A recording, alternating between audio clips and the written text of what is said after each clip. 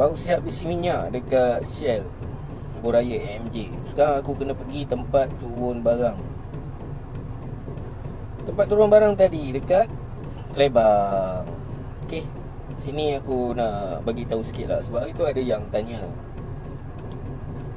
ada yang bagi syorkan lah,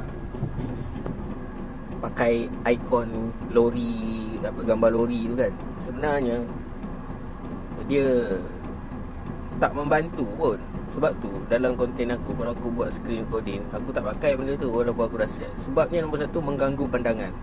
Bila dah set lori, korang jangan ingat dia tahu kau bawa lori. Sebenarnya itu ikon je, nak bagi syok-syok je. Macam sekarang ni aku bawa trailer ni, dia nak suruh aku masuk jalan macam sekarang ni aku bawa trailer ni, dia nak suruh aku masuk jalan depan ni. Ni dekat apa, Yuska ni, masuk kiri. Walaupun kau dah set ikon lori, dia bukan tahu pun. Tengok dalam taman dia bawa masuk. Itu sebab sebelum kita pergi mana-mana, dapat lokasi, kita kena tengok macam ini, dia lalu mana, berapa banyak simpang kan. Kena setkan Google Map. Jangan set pakai lagi satu tu, 2D punya gambar tu. Sebabnya dia tak nampak bumbung rumah orang kan. Dia bumbung ni pun memainkan peranan penting juga. Kadang kita boleh bezakan tu kawasan rumah ataupun kawasan kilang. Macam sekarang ni, dia suruh aku ikut yang ini. Ini memang tak boleh lah. Okay, tak apa, pilih yang ini. Yang ini pun sama juga. Sampai tang hujung ni kan, dia bukan tahu kau bawa lori, dia suruh kau masuk jalan kecil tu. Kalau kau ikut buta-buta macam tu, koyak lah. Padahal depan tu ada je sikit jalan, pergi pusing kan. Kan senang.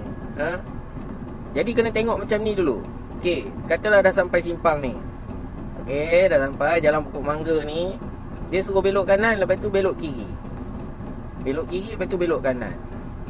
Macam aku dah pergi,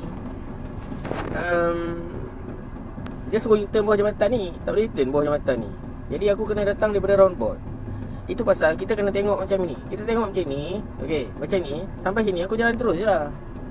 Kadang-kadang kita kena ada laluan pilihan kita sendiri, ya, jangan harapkan dia je.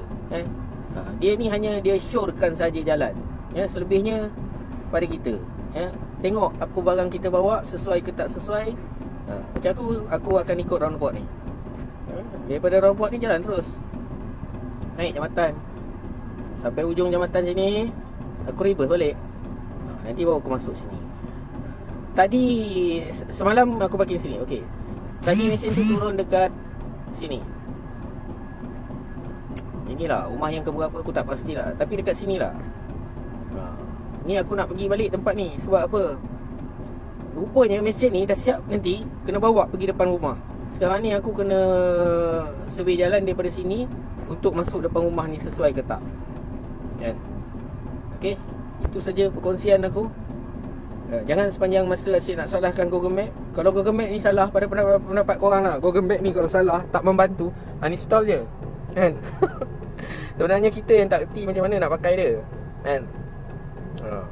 Kalau ada yang lebih tahu, tolong bagi tahu, tolong terangkan dalam ruang komen kan, untuk kemudahan kita bersama kan, terutamanya daripada lori lah. Jangan asyik-asyik cakap salah Google Map kan. Belajarlah dulu kan. Kita bawa kenderaan besar, memang kita kena belajar benda-benda opini kan, untuk mudahkan urusan kerja kita, ya.